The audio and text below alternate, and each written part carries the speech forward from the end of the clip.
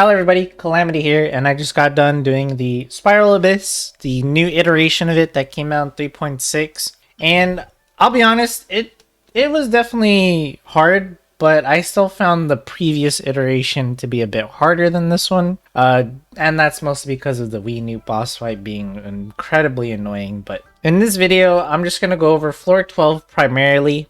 If you do need help on the new floor 11, let me know in the comments. I can maybe give you some quick tips or just make another video in the future. But usually floor 12 is where everyone seems to struggle, including myself. But let's break down each chamber, and I'll have some gameplay showing up over my face or over in the center, so you can get a better visual representation of how it plays out. So let's start with chamber 1.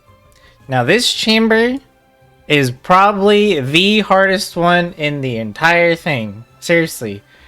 I guess this is both a good and a bad thing, because at least, if you do have trouble with it and you want to try different team comps and different setups, then, it's just chamber 1 and you can easily do that. But with that being said, let's dive in and sort of analyze this. My first tip for chamber 1, no matter which half you're bringing, in fact, you might want to bring one for both, is to bring a shielder. Now, I know a lot of people don't like that because, oh, that's cheap, learn how to dodge. Well, how can you learn how to dodge if you don't know what to look for yet? So my advice, shielder, look at the attacks that your enemies are doing, specifically the consecrated horned crocodile, fanged beast, and the scorpion. But the scorpion you should be a little bit familiar with if you did the Spiral Abyss in the previous iterations before. But the crocodile and the fanged beast are pretty new. They were added in this update, and they, just like the other consecrated beasts before, they move around a lot and they hit pretty hard. You need to be careful when facing them. When this chamber starts, you're going to have to face against 4 ruin machine enemy types right in front of you. They're all grouped up nice and easy for you. You do have to deal with one destroyer, which can be annoying because they dig underground and then you lose time that way. But that being said, it should still be a fairly quick fight. You should be able to kill all 4 ruined defenders, destroyers, whatever, in about 30 to 45 seconds, give or take. Ruined defenders, and I know the shield can be annoying, but make sure you try to damage them on the side or from behind. After you kill them, that's when the new enemies show up behind you, and you're gonna have to hope for the best and hope you don't get killed, because again, their attacks do massive damage here. I always recommend a shield just so you don't get stunned. Getting stunned by the crocodile thing is almost going to be guaranteed like instant death unless you're playing a really tanky character. The crocodile does move a lot, and he is going to be like going sort of underwater, so to speak, and you are going to have a hard time grouping them up together. My advice was probably just to... I focused on the Dendro one. The Fang Beast was a little bit easier to go for. If the only if the crocodile was, moving around too much, then I would just go for the Beast. But ideally, in a good run, try to go for both of them and deal as much damage to both of them at the same time as you can. Really hard chamber. This one took me the longest, and it was the one that I had the most retries on, for sure. Let's talk about the second half, which caught me off guard as well. So this is definitely a lot of enemies just from the look on it, but it's even more when you actually play the chamber itself. So the first thing that's going to spawn are 4 fungi enemy right in front of you. This one's again just like the machine enemies in the previous chamber. It's pretty easy. Just group them up.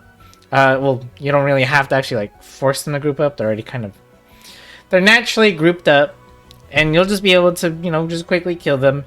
And then the next set of enemies is going to be the 2 samurai. We have the Dancing Thunder, the Fiery Might, and 2 like regular samurai dudes, the Jintoban.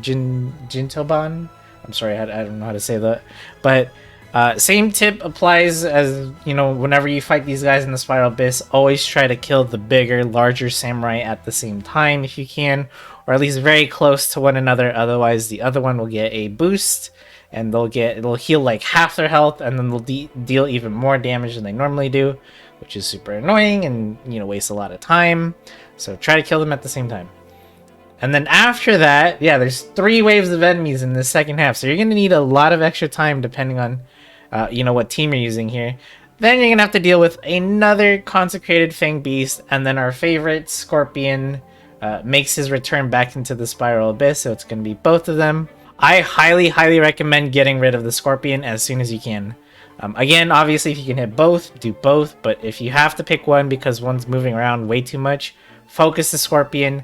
That thing did a ton of damage to me. I had a Rosaria in one of my team comps, and she had like 16k HP, and the Scorpion does like sort of like this AoE blast kind of attack, and that thing destroyed her HP in like a second, and I immediately lost my Rosaria. So very dangerous enemies here. Getting rid of the Scorpion is probably the best thing you can do. Don't forget, all of the Consecrated Beasts, when they get to like 25% ish of their HP, they will drop an orb that you can destroy, and if you destroy it, it actually will take off a huge chunk of their health, and it will also stun them. After you destroy the orb, it will hit them, do a chunk of damage, and they'll be stunned for quite a bit, you know, giving you tons of time to wail on them with, you know, whatever DPS of your choosing. But don't be discouraged if this chamber takes you a ton of tries or a ton of redos. This one was really difficult. Again, in my opinion, this is probably the hardest chamber out of all three here. But at least it's a good thing that it comes up early, so you can definitely, you know, experiment and try different team comps and see what works for you and what doesn't. That's basically what I had to do. Okay, moving on to Chamber 2. We have on the first half, we have the Aeon Blight. Let's talk about that first. For this fight, I highly recommend you bring yourself an archer character of any kind. It doesn't have to be a main DPS, but it can be, if that's what you want to go with, or a sub DPS, or even a support. And the reason for this is because the Drake is immediately going to start flying, and you're going to want to shoot down those boosts that it has on its wings to take it down, and it will lose all its extra resistance bonus as well as be stunned for quite a bit, at least like 5 seconds, giving you time to do damage, and then it will get up. It will do some very slow and telegraphed attacks that you can easily dodge or just shield through, and you know, feel free to damage it again. If you do take quite a while again, it will repeat the process, so it will fly up in the air. And again, you'll have to shoot it down. Pretty easy boss fight there.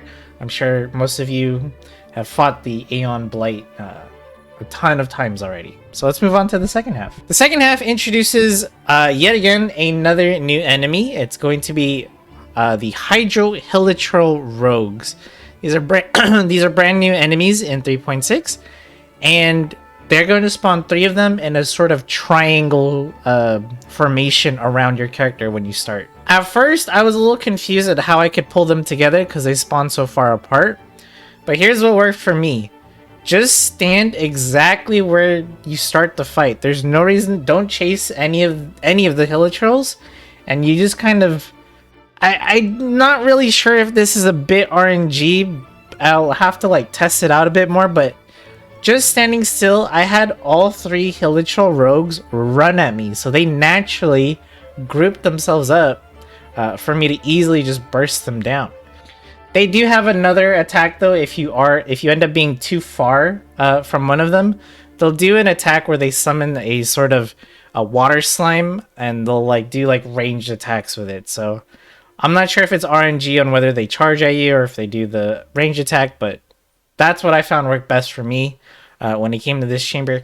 So after you kill the 3 Hilichurl rogues, then the 4 Eremites are going to spawn around you in a sort of, you know, think of it like a baseball diamond. They're going to spawn around you, 4 of them. And my suggestion is to either run to either the Gale Hunter or the Scorching Lore Master. Do not run towards the Clearwater or the Sunfrost dude, because they will run towards you anyway. So you can naturally group up at least 3 of these Eremite enemies to be able to burst them down. Do keep in mind though that this floor also has an annoying ice. It's that ice trap. I don't know what you call it, obstacle, where your character will get stuck, and because you need to watch out for the Clearwater fighter, if she does hit you, you will get frozen, and that is again super annoying, and you have to mash buttons to get out of it. This chamber is not really hard at all. Again, it's more of just understanding how to fight the Aeon Blight and just group them up naturally without having to use someone like Venti or even Kazuha, although they of course are going to help. Alright, the last chamber. It's going to be a boss chamber on both sides. So for the first half, we have the algorithm of semi and transient matrix of overseer network. Now, I've already made a video on the little trick you can do to make this boss fight super easy. But if you don't know what it is, you're definitely going to bring a Dendro and an Electro character. Basically, when this boss goes invisible, as long as you apply Dendro and Electro to it, or in other words, you do a quicken reaction on it while it's invisible, you will stun it immediately. You don't have to do that whole destroy the little constructs that it makes to stun it. No, it'll just immediately be stunned, do your damage, and rinse and repeat. Because once it gets back up, it'll do like one easy to dodge attack, and then it'll go back to being invisible again. So you repeat the process. And again, it's more of just a... I always call this like a paperweight of a boss fight because it's not really a threat, and it really isn't hard at all. It's more of just do as much damage as you can as quickly as you can so you can move on to the next chamber, and which is going to involve the 3 Magu Kenki bosses here. This might look intimidating for some of the newer players if you haven't fought against them before. Again, the biggest trick here is to group them up together to DPS them all down at the same time. If you try to focus only on one, you end up wasting a lot of time. The trick to keeping them grouped up is to always go after the main Magu Kenki. That's the one that does the mask attacks. Usually the Animo and the Cryo Sword Magu Kenkis will still hover and be close to that guy, so you should be able to AoE burst them down. The attacks you gotta watch out for. If you fought the Magu Kenki, you're gonna be familiar with the attacks. Just think of them as being split. So the Frost one does the huge sword plunge, right? The huge sword plunge that does a ton of damage, and it leaves that sort of frost field where you lose health where you stand in it. You can either, shield your way through the animation or the attack when he does the first plunge. And then when the ice field, the degen field is, is out, then try to have someone like a Bennett who can out heal it quite easily. Or again, you can also just use a shielder, and you can also just, power through the damage with a shield, and you'll be fine. Now for the Animo Sword dude, he's gonna do the move where he does a lot of like ranged slash attacks. Like he'll slash his sword and they make a bunch of waves that come at you. That one's very easy to dodge if you know it's coming. But again, you can also just shield through it if you have a Zhongli or just a Layla even. Just have a strong shield there, and you'll be able just to power through it. Honestly, just the ice one is probably the most problematic one. So if you get into a situation where your AoE can only affect 2 of them, just go for the Mask of Terror and the Frost Magu Kenki, and then leave the Anima one for last. But as intimidating as this chamber looks, believe it or not, this is actually going to be the easiest one. At least it was for me. This is the easiest chamber for me, especially when you know the trick for fighting the algorithm boss fight. It makes it really, really easy. I didn't have to do any retries here. We've had both of these bosses in the Spiral Abyss multiple times before. And with that being said, I hope this video was helpful to somebody out there who hasn't tried the Spiral Abyss, or you're struggling with it. If you do have any questions about the chambers themselves, feel free to ask me down in the comments below. And if you are struggling, and if it's more of like, I don't know if it's a character problem, team problem, I'll do my best to help you out, but at the end of the day, I don't know what your artifacts are looking like. I don't know what weapons you have. How you're playing the chambers could also be a huge factor. Are you remembering to save your bursts or build them up in between chambers? Things like that. There's just so many things that I can't really just say like, hey, do this and you'll get 3 stars. But I can do my best to help you in the comments below. I do read all of them, even the ones that are mean to me. With that being said, that's going to be the end for this video. Don't forget to subscribe if you haven't already. I'm really close to 400 subs, so if we could get there, that would be really cool. If not, I hope you enjoyed watching the video anyway, and I'll see you in the next video. Thanks for watching.